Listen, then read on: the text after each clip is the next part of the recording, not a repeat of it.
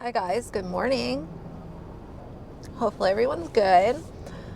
I want to talk this morning about some videos that I've been sent over the past couple of days. I've gotten them in my email, I've gotten them on Instagram. By the way, if you're not following me on Instagram, feel free. Because I talk to y'all over there all day long. Like, it literally is just the best. I love talking to you guys. Just random little stuff, and it's not always about stuff that I cover on my channel. Sometimes it's just like a funny dog video or just random stuff that y'all will come across. I love it, so either way. But I want to talk about some videos that I've been sent today.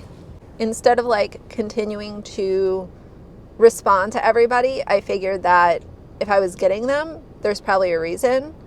So it might be interesting to those of y'all that haven't seen the videos. Oh, there's a black lab. First things first, before I share the videos with you guys, we need to talk about Alicia Dougherty's use of alcohol.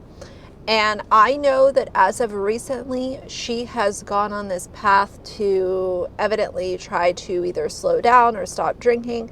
And I've wished her nothing but the best on that. I have publicly addressed numerous times how difficult sobriety can be. And even though I've never gone through myself, needing to quit drinking because of any addictive impacts that it's made on my life, I've never been someone who has really enjoyed alcohol. I did go through a little bit of a stint where I was drinking a lot, but it was right around the time that I turned 21. And I always found it really funny because by the time I actually turned 21 and I could legally drink, I was just kind of over it by that point. By the time I was, call it 22, I was pretty much done with drinking.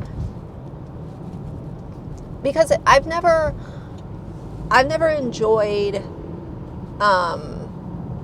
the way that I feel the next day. I'm not a productive person the next day. You get the headache, you're dehydrated. It just is not my thing, and that's not passing judgment. I'm just saying what kind of my personal experiences with that. Despite wishing nothing but the best for her, alcohol and drinking has been a heavy part of her content, and let's just talk about why it matters with her. Do you remember me? No, I'm sorry. I was in here yesterday. You wouldn't wait on me? Oh, You work on commission, right? yes. Big mistake. Big. Huge. I have to go shopping now. Unless your parenting advice is which wine pairs best with 3 loads of laundry, keep it to yourself.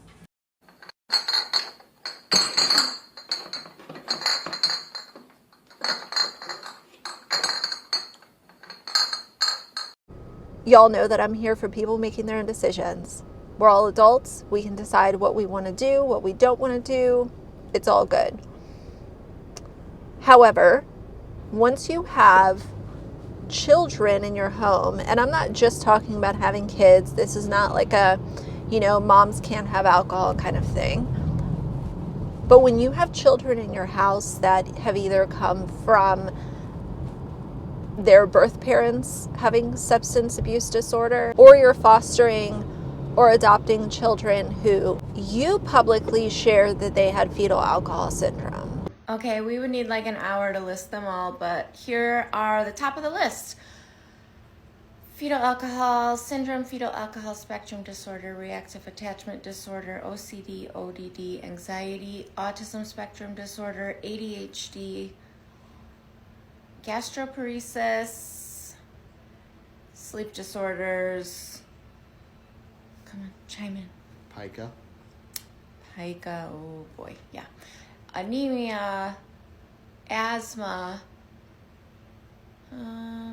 bipolar disorder, mood disorder, impulse control disorder, PTSD, all 6 of them, PTSD. I'm forgetting stuff. No, you named a lot of them. Those are the main ones. Nobody made you share that. Nobody made you make that a part of your content. And it's not just that it was mentioned in passing, it's the fact that it was mentioned as if I took on the difficult ones. I take the difficult cases. We can, quote, tolerate the kids that nobody else wants. And that was so heavily featured as part of her content. Then when people see you drinking, and drinking on a very consistent basis, they get upset, they have questions, there are concerns, and there is a cause for the concern. I can't tell you how much I love you. Aw, thanks, babe. You hardly ever say that to me anymore. This is awkward. Can you just move over a little bit? Thanks. I was talking about this. You're great, though. Hello, it's not people just disliking Alicia because she drinks. This has everything to do with the background that she has shared on her kids. Again, as a reminder, without their consent, that's a whole nother conversation. And I know I've used this clip before, but I'm going to throw it in here again just for anyone who hasn't seen it. Alicia has come out and said that these kids are susceptible to be addicted to things like video games and sugar and whatever else, you know, you can become addicted to because of their backgrounds.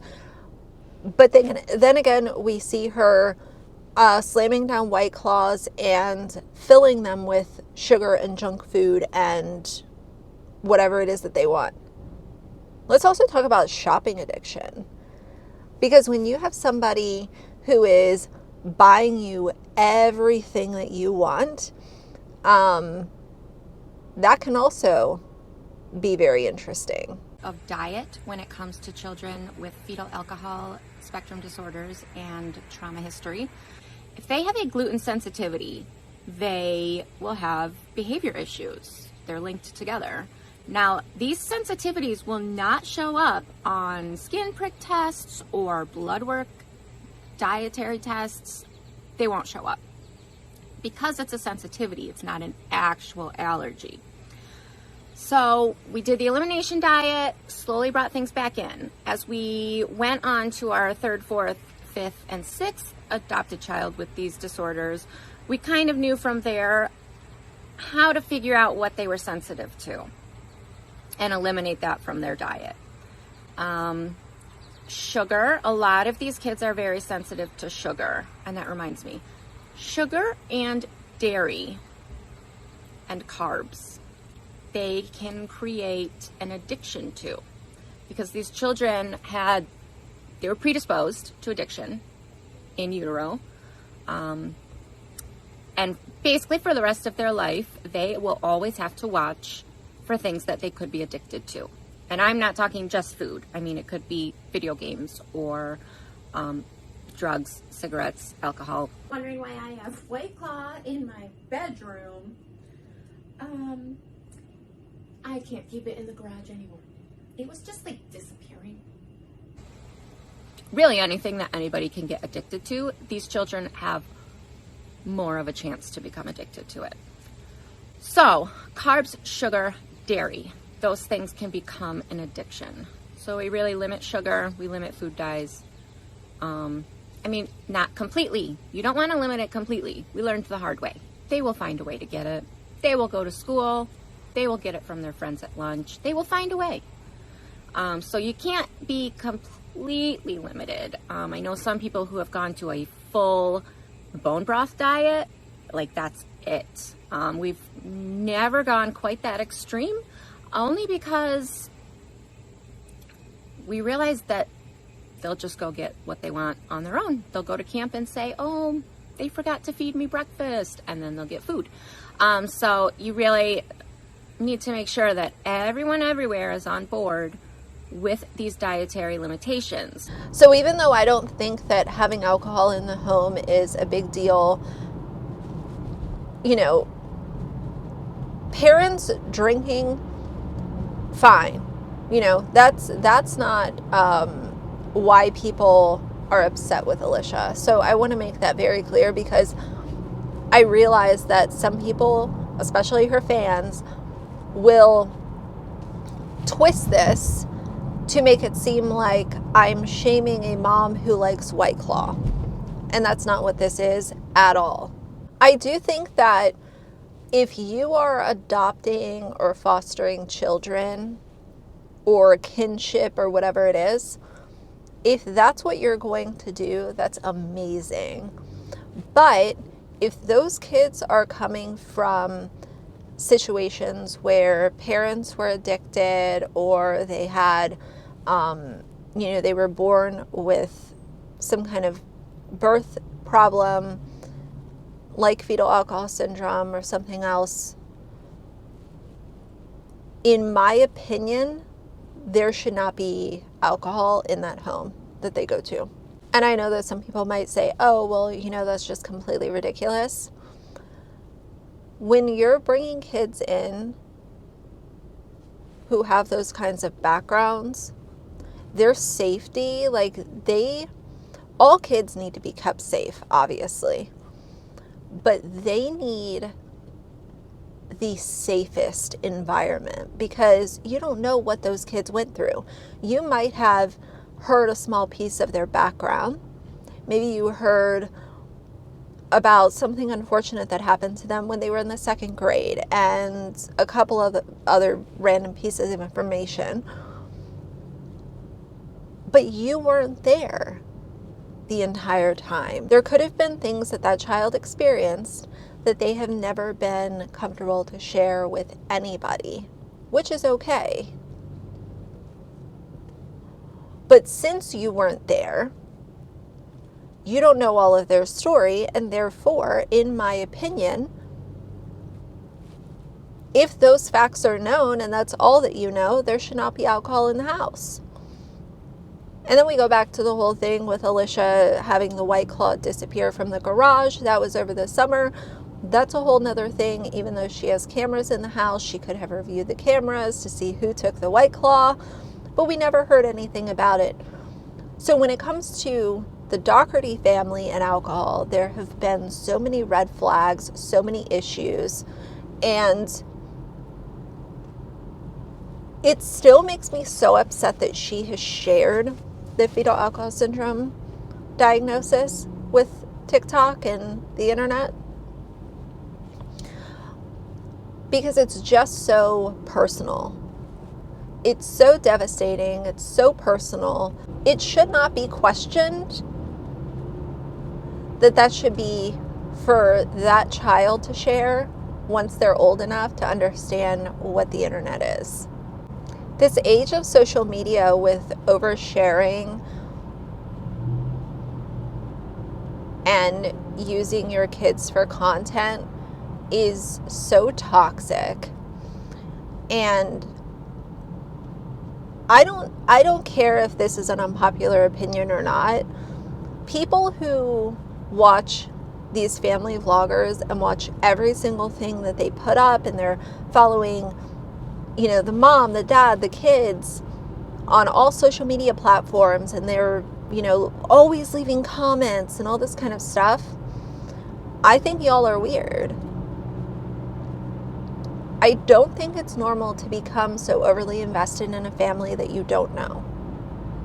And I understand loneliness and wanting to feel like you're connecting with somebody. I get all of that. But there are also adult vloggers that could still fill that void, that do daily vlogging, and they upload every single day, and they're on other social media platforms. So that argument doesn't really go super far with me. And there are also parents who are creating content but not sharing their kids, and they're doing the shopping hauls and the dinner prep and organizing and all the kind of stuff, but they're choosing to protect their kids. You can still make family style content without oversharing about your kids. It's not that hard to figure out. When Alicia wants to talk about box tops for education being for White Claw and how quickly the goal would be met, because she's trying to say that, you know, parents slam down White Claws like her. I figured out how to make up the budget deficit for the schools. Put box tops on White Claw. Us moms will raise $1 billion by Sunday. And the drinking games and the trying to make these what she thinks are funny TikToks with the White Claws.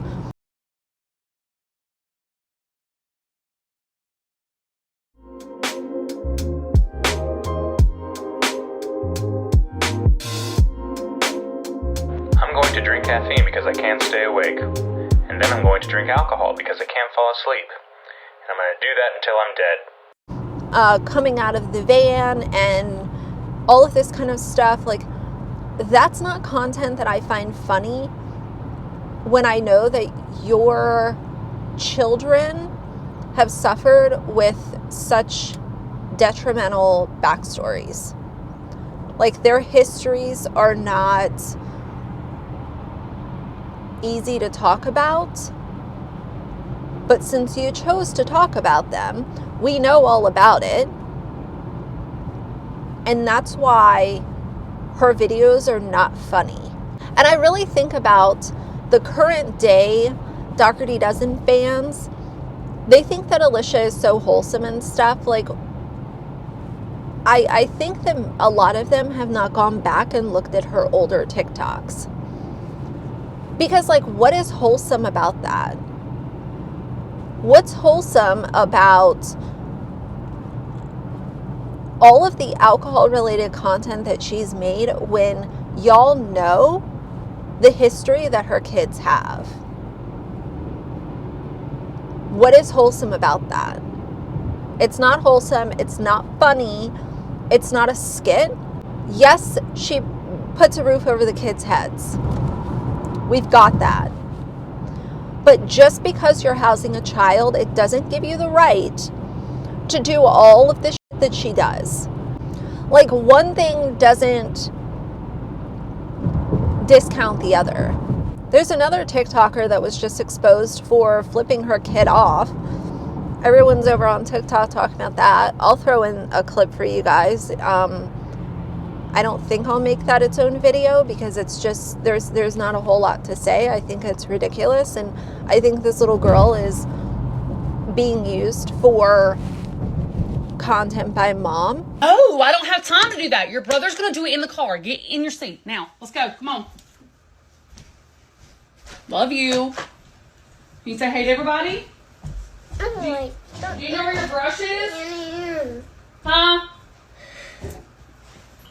I don't want to be in there. I don't want to be in there.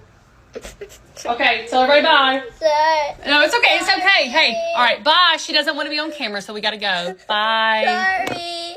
It's okay. If you don't want to be on it, that's fine. All right, here. Bye, y'all.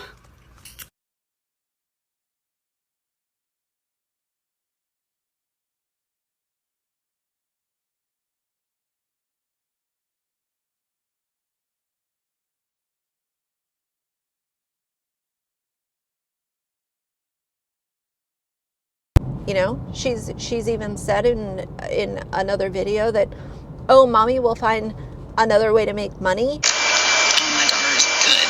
She's good, and she loves doing videos. And if she doesn't, then we do what?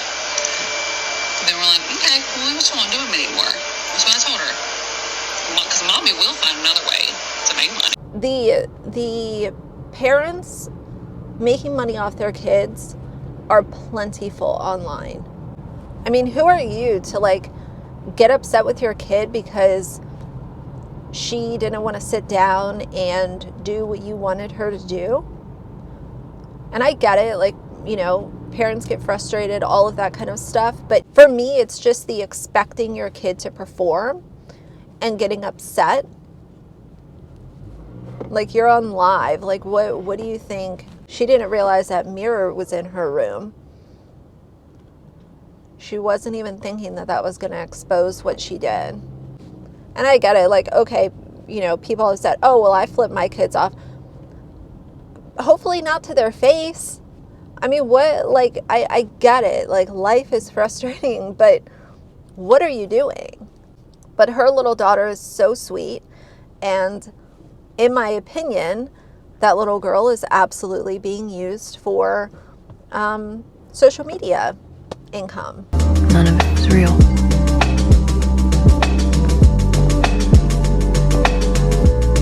It was all an illusion. They have over 6 million followers on TikTok. And all of y'all weirdos who are building up these family vloggers, y'all are part of the problem.